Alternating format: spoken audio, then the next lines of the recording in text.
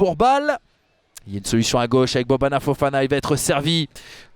Le Cristolien qui va centrer, Mogdad qui va essayer de récupérer ce ballon qui s'est écroulé. Et que signale l'arbitre, penalty. Penalty accordé par monsieur Benchaman. Et on va revoir tout de suite cette action, Vincent. Parce que je pense pas que monsieur Benchaman ne se soit trompé.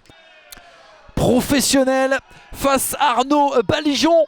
Et c'est parfait. Ouverture du score pour Abdelmalek Mogdad sur penalty. 36e minute de jeu. L'USCL passe devant.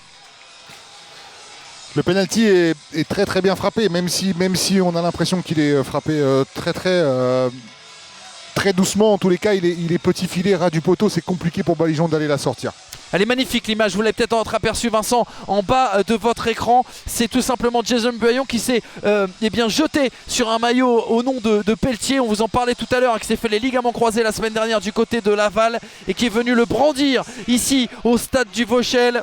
Son 6e but en championnat national cette saison. Il a bien fait de revenir et c'est pas terminé avec Diallo. Et ben c'est pas passé loin cette fois-ci. Ça me paraît très très étonnant. Ah, ça sera pour Julien Anziani, quoi qu'il arrive. Avec le pied droit, ça a été retouché. Boxé de 2 points. Et bien par Véron. Les prolongations peut-être à venir dans le cadre de cette première période. Et bien tout simplement parce qu'il n'en aura pas. C'est la mi-temps ici au stade du Vauchel.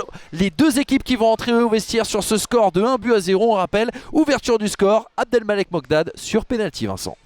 Avranches en effet avait réussi à faire une super phase retour. C'est vrai. Oh, il est bien frappé, ce coup franc de Buaillon. Et oui, il y aura la faute. Il y aura la faute, il n'y aura pas de but pour Zakaria Belkouche.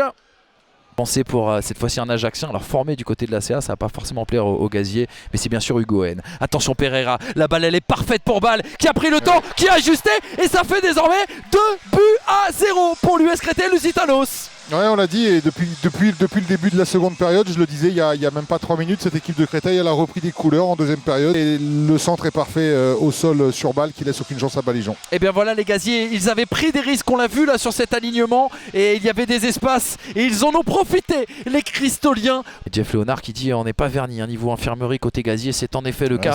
Oh, attention avec ce ballon, on l'a fini, Dori qui avait posé le pied dessus. Oui, penalty pour le Gazélec Ajaccio, et ça pourrait tout relancer à la 79e minute de jeu. Écoutez, on va se ranger derrière l'avis de monsieur Benchaman.